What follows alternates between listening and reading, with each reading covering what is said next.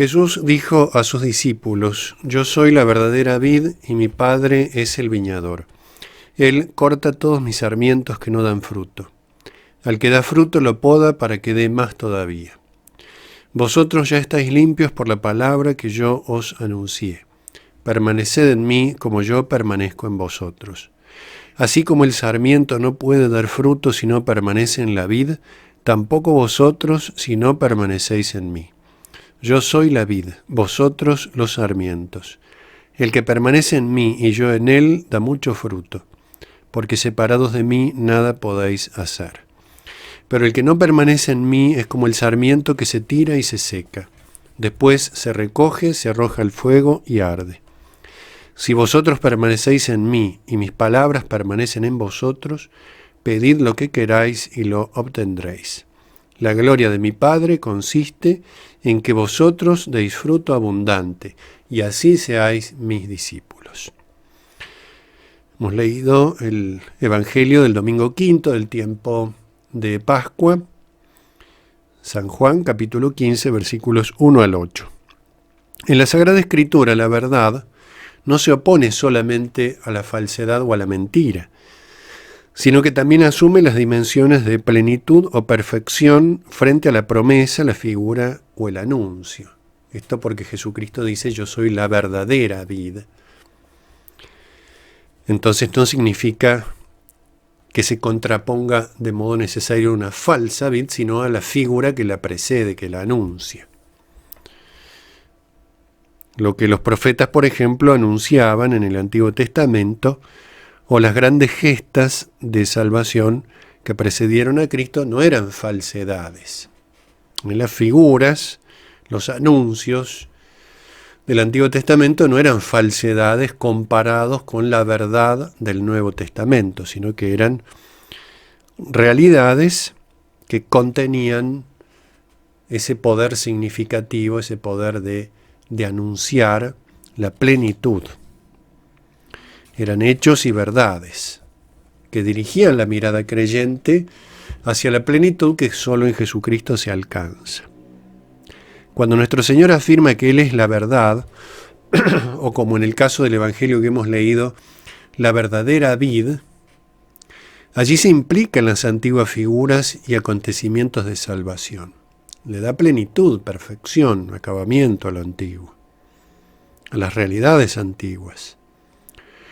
Uno de los más explícitos en este sentido, el propio pueblo de Dios, la viña elegida, constituida, configurada y amada por Dios. Esa viña que, pese a los infinitos beneficios recibidos de Dios, se resistía a dar frutos. En realidad, solo Cristo es vid verdadera, porque solo en Él todo alcanza plenitud. Jesús da el fruto perfectísimo que Israel no había dado, tanto en el sentido de la perfección definitiva del sacrificio de Cristo, en comparación con lo que significaba la elección del pueblo de Dios en el Antiguo Testamento, como también porque esa elección del Antiguo Testamento, esa constitución del pueblo de Israel como viña, no había dado los frutos. También tiene este sentido, indudablemente. El pueblo de Dios debía configurarse a imagen de esa plenitud, y tantas veces se negó a hacerlo. La vid tiene una evidente relación entonces con su fruto. Las palabras de Jesús en este sentido nos muestran que ha sido enviado por el Padre, el viñador, y que ese envío solo puede descubrirse desde la perspectiva profunda del amor misericordioso. El Hijo viene al mundo a dar ese fruto del cual todos nosotros participamos. Pero no es la nuestra una participación puramente pasiva, puramente receptiva. Al recibir el fruto de la redención en lo profundo de nuestras almas, se siembra al mismo tiempo la semilla de las buenas obras en este mundo, las obras que debemos realizar en este mundo, y por supuesto semillas de vida eterna. Asimismo, como tantas veces la Sagrada Escritura lo atestigua, Las fuerzas humanas son incapaces de dar esos frutos de buenas obras y de vida eterna.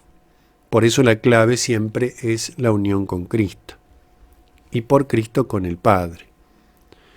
Cuando Jesús presenta la imagen del Padre como viñador, nos lo muestra ejerciendo esta tarea propia de su amor misericordioso. Al que da fruto, lo poda para que dé más fruto todavía. Al que no, lo corta. Porque no dar fruto, en definitiva, es resistirse a la misericordia. Es no querer dar fruto. La imagen de la poda expresa, en muy pocas palabras, el sentido de la vida cristiana, del sacrificio que la vida cristiana implica. Que la dimensión sacrificial de la vida de los hijos de Dios solo puede ser entendida a la luz de la obra del Padre, en orden al fruto más perfecto que es, como decía, la vida eterna. Esa es la tarea que Dios ejecuta en el corazón de los hombres, ¿no? Configurarlo, podarlo, para que pueda dar frutos de vida eterna, en definitiva. Y esto es así, puesto que el cristiano lleva en su corazón el misterio de Cristo, el misterio de su vida, de su pasión, muerte y resurrección. En esta expresión de Jesús sobre la obra del Padre que poda a los sarmientos fructíferos, está presente sin lugar a dudas su propio sacrificio. Es una imagen doliente, por lo que significa ese corte, pero al mismo tiempo, y por eso mismo, porque eso es ejercido a la luz de la misericordia, es vida, es sufrimiento y es vida.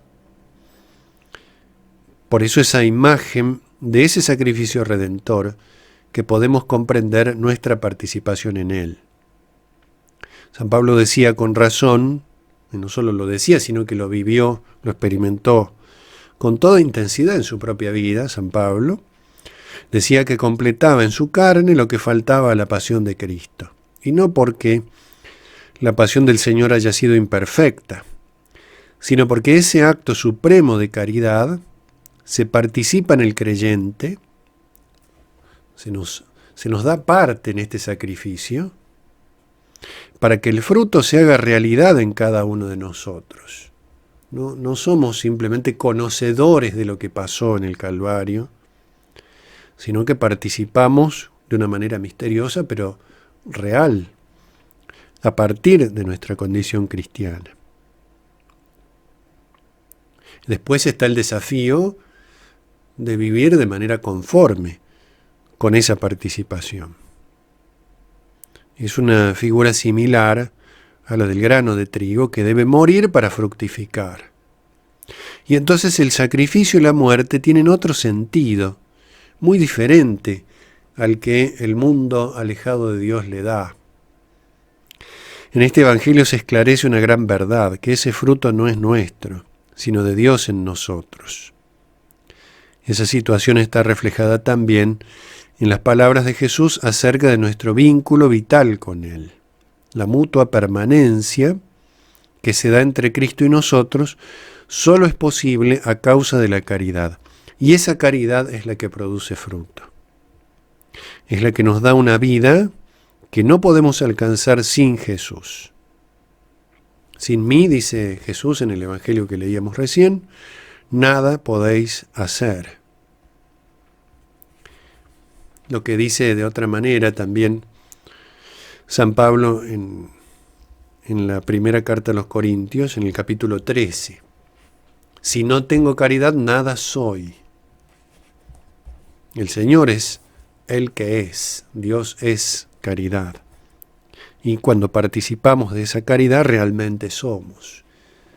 Sin esa caridad, San Pablo lo dice muy claramente, se pueden hacer grandes obras externas, pero no tienen valor ante los ojos de Dios. Y una pequeña obra, por amor a Dios, tiene ese valor acorde a esa misericordia, a esa sangre redentora de Cristo presente en nuestras almas. El fruto es una consecuencia Y Jesús nos exhorta en primer término a perdurar en nuestra unión con Él. El fruto viene después. Hay frutos si hay unión con la vid. Debemos confiar en que es su obra. Debemos saberlo y debemos vivirlo así. No nos dice que demos fruto, nos dice que estemos unidos a Él, porque sólo así daremos fruto. No es que no tenemos que dar fruto. Pero en cierta manera el primer fruto es estar unidos a Él, fruto de la gracia de Dios. Y de allí se sigue todo lo demás. A veces podemos tener nuestra mirada fija en las obras, en las cosas que hacemos, en las expectativas que de allí se siguen. No son miradas corrompidas, ciertamente, pero pueden desviarse, pueden desvirtuarse, si antes, de manera prioritaria, nuestra mirada no está centrada en la vid verdadera. Porque puede correrse ese riesgo de que los frutos se terminen atribuyendo a uno mismo y desvincularse de su autor, que es Dios. También aquí San Pablo nos propone aquella verdad que les comentaba recién: si no tengo caridad, nada soy. Y la pronuncia a la luz de grandes obras y elocuentes testimonios que sin la caridad se vuelven apariencias vacías, como una campana que suena, está vacía. O Jesucristo cuando ve la higuera sin frutos, solo apariencias, solo hojas. El fruto verdadero glorifica al Padre. Es verdadero si está arraigado en Cristo. El demonio a veces intenta que no demos frutos, ciertamente, pero si esos frutos están, intenta que nos lo atribuyamos a nosotros mismos. Por eso, tal vez el mensaje de este Evangelio, uno de los más importantes, es, como decía recién, la unión con Cristo. Eso es lo fundamental.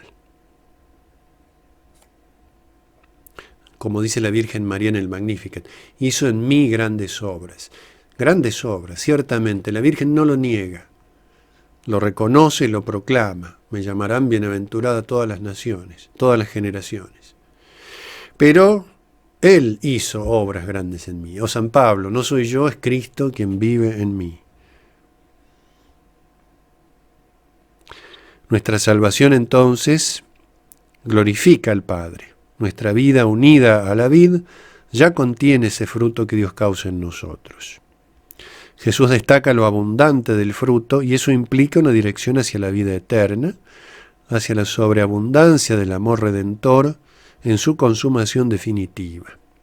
Nos sitúa ante el objetivo final, ante la plena manifestación de la obra que nuestro Señor ha realizado. Para eso ha venido al mundo, para que uniéndonos a Él lleguemos un día a la Jerusalén celestial.